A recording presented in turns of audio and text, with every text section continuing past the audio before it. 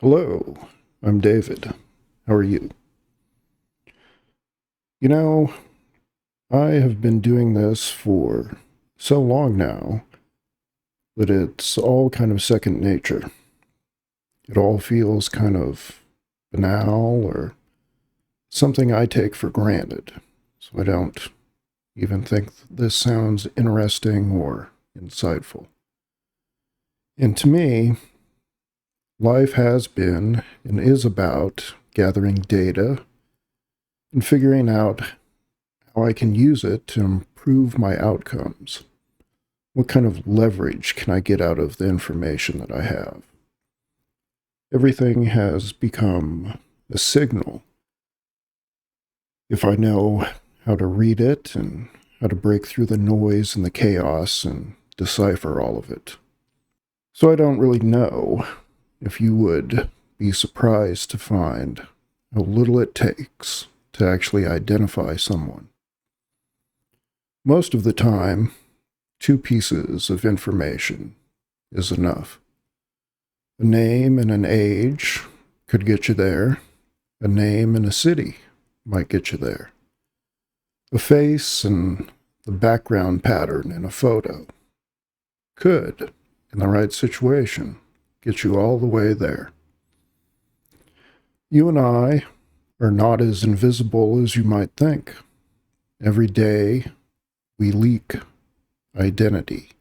We leak information through social media posts and property records, metadata of photos or header data from emails, the name we choose for our email address, even an offhand comment on a local news channel from a decade or a decade and a half ago.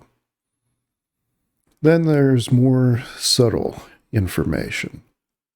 Wi-Fi names, MAC addresses from Wi-Fi or Bluetooth connections, gamer tags, favorite food, favorite books or authors, hobbies, digital assistants that we interact with or share information with, retailers or vendors.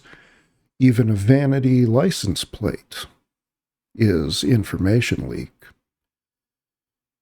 Each one of those things is a data point. And the only questions really are, what does it reveal about the person behind the data, and how can it be used? Is there any leverage there?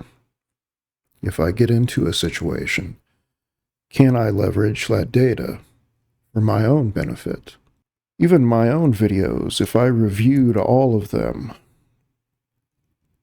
as a stranger, without knowing anything about me, I could still piece together exactly who I am and create a digital fingerprint for myself. You and I are not anonymous, just most of the time, we're unnoticed, uninteresting. You don't really need a degree to put any of this together or figure it out.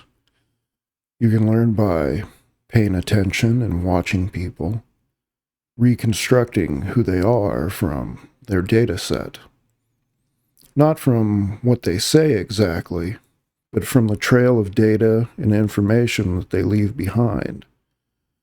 You develop this skill because clarity matters in a world where information is extremely important and where most people are just hiding in plain sight anymore.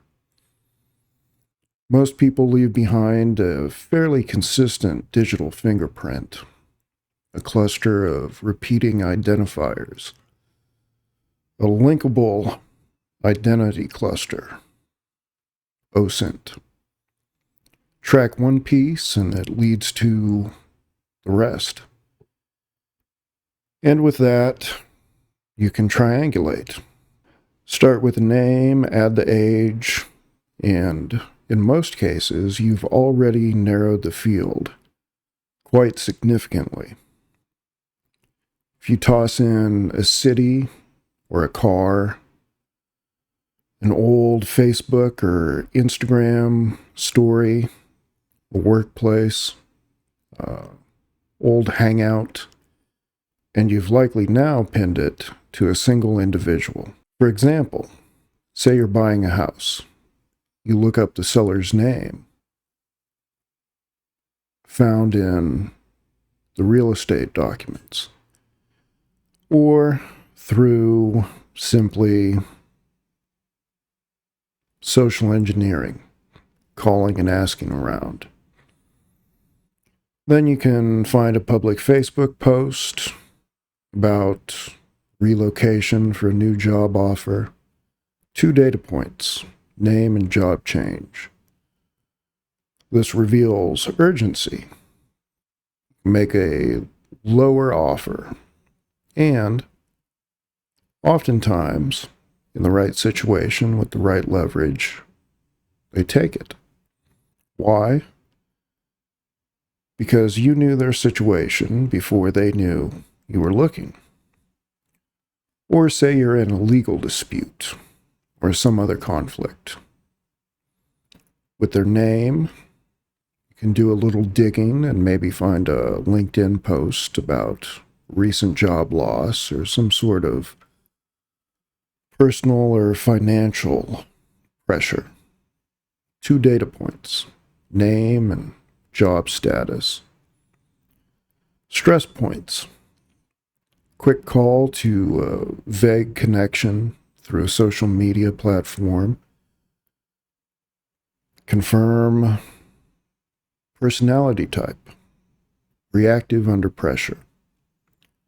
So now you can tailor your approach, your strategy, to gain leverage or the upper hand in the conflict. Research can be useful for building strategies. And in most cases, 2 data points are typically enough to get you there or get you to the next data point that will get you there. That's a low entropy situation.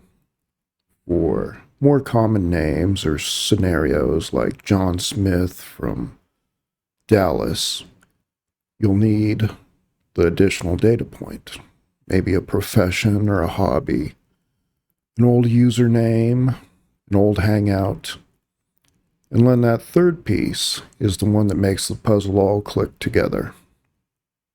That's for higher entropy situations, to narrow down and really zoom in.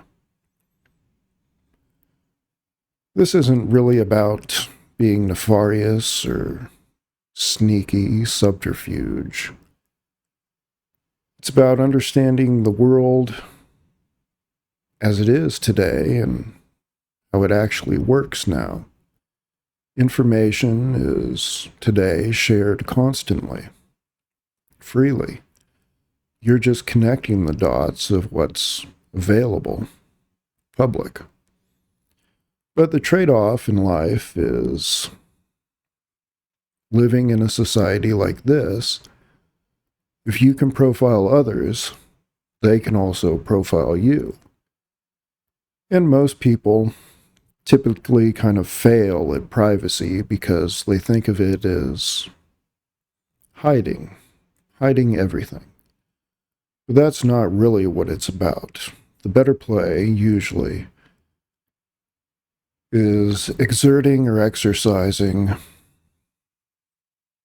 control over what you share and how you share it.